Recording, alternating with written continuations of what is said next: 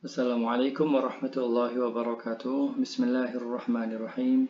Di video ini kita akan coba membahas gramatika dan juga sedikit tentang perkenalan bahasa Aram Galilea ya.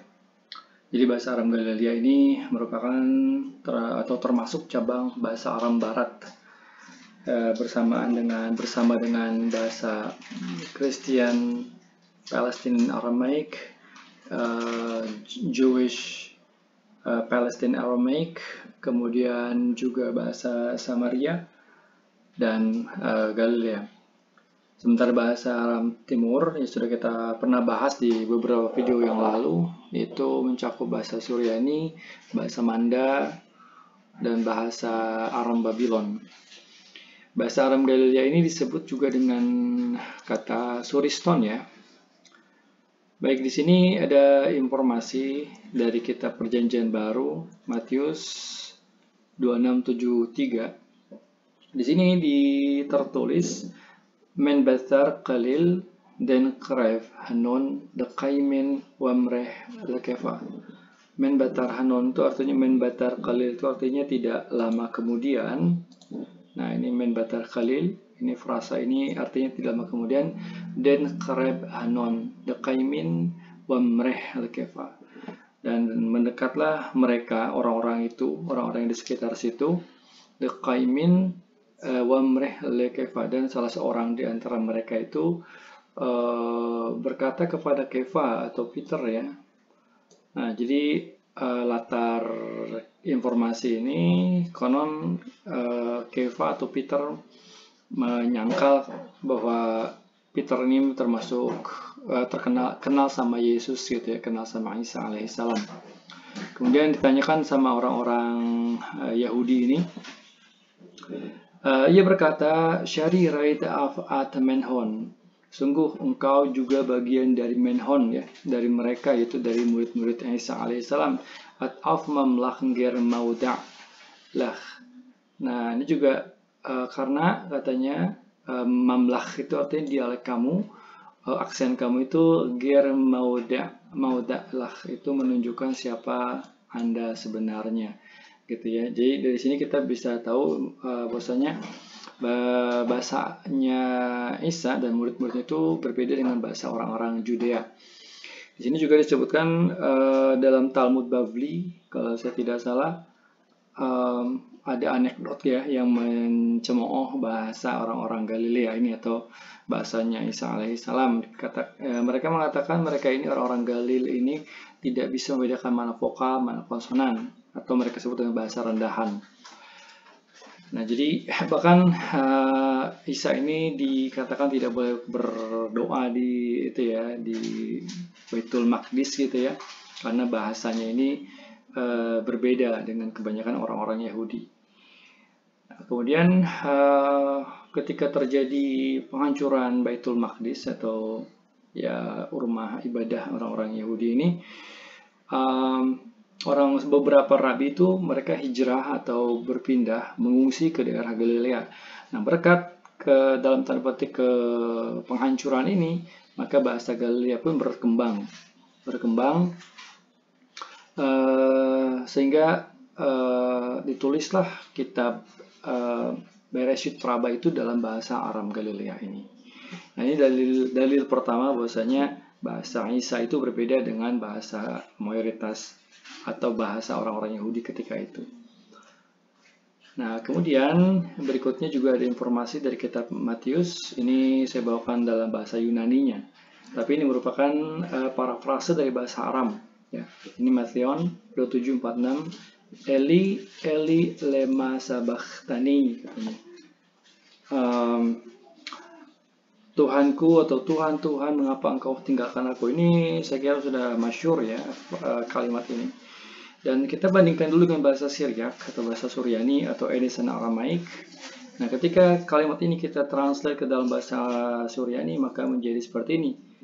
Ini dibaca el lemana sabaktan, syabaktan. Nah, di sini jelas berbeda dari parafrase dalam bahasa Yunani ini. Pertama, kata L-nya bukan Eli, kemudian lema, jadi lemana, kemudian sabaqtani menjadi syabaqtan. Nah, di sini dalam bahasa Syriak ini sudah dimaklumi ketika ada huruf yod menunjukkan mutakallim wahdah, dhamir mutakallim wahdah atau objek pronoun untuk orang pertama tunggal, itu yodnya silent atau tidak dibaca. Seperti kata ketaba, buku. Kalau kita bilang buku saya maka ketab, seperti itu ya. Dan terakhir kita coba bandingkan dengan bahasa Aram Galil atau Suriston. Nah, ini ketika dia ditulis dengan bahasa Syria, Aram Galilea, maka seperti ini. Sini dibacanya alahi, alahi lema syabaqtani. Ya, ini sama persis atau ya mirip dengan bahasa Yunaninya ya, tadi yang diparafrasakan dalam bahasa Yunani maksudnya. Nah, mengapa di sana tidak dalam bahasa Yunaninya elit bukan alahi? Kan dalam bahasa Yunani itu diketahui tidak ada bunyi h, ya huruf secara huruf ya, bukan simbol.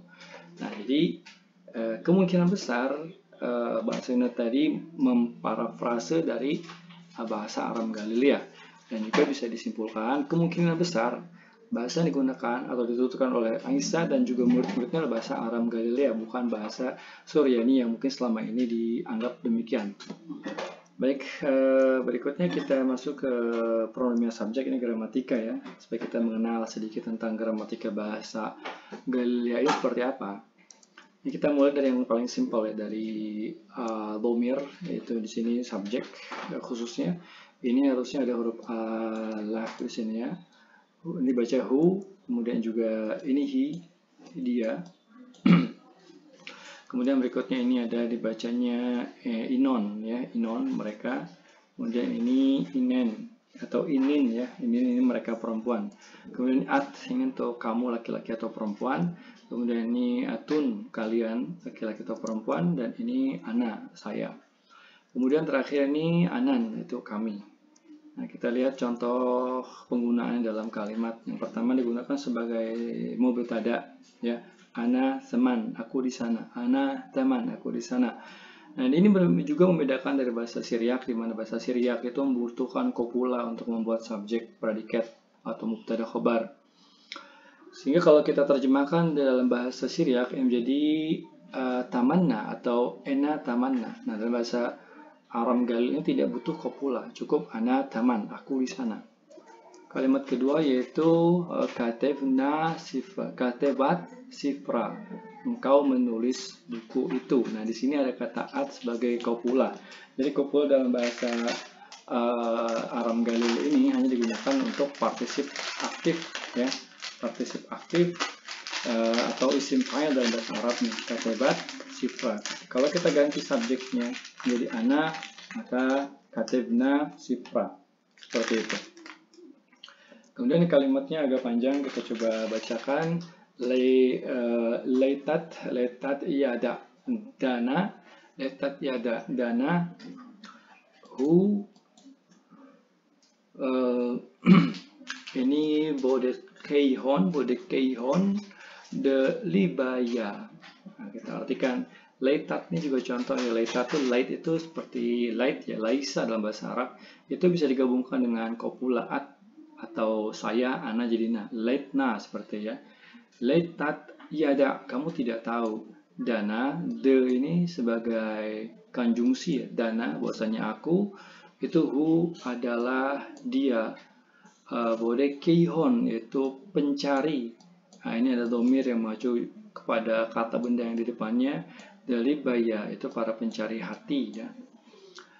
Baik, contoh keempat yaitu banin deman inon. Ini kalimatannya ya. Banin anak-anak siapa? Anak-anak teman, deman siapa? Inon mereka itu. Kemudian berikutnya adalah sebagai taukid penegas. Nah, kata ini ana amarna, ini kata ana di awal ini sebenarnya bisa dibuang, kita cukup kata amarna, aku mengatakan. Jadi ana ini untuk mempertegaskan aku yang mengatakan, kita boleh katakan ana amarna. Nah, seperti itu. Dan terakhir yishar khailakhon. Artinya yishar khailakhon ini adalah terima kasih untuk kalian. Semoga bermanfaat. Wassalamualaikum warahmatullahi wabarakatuh.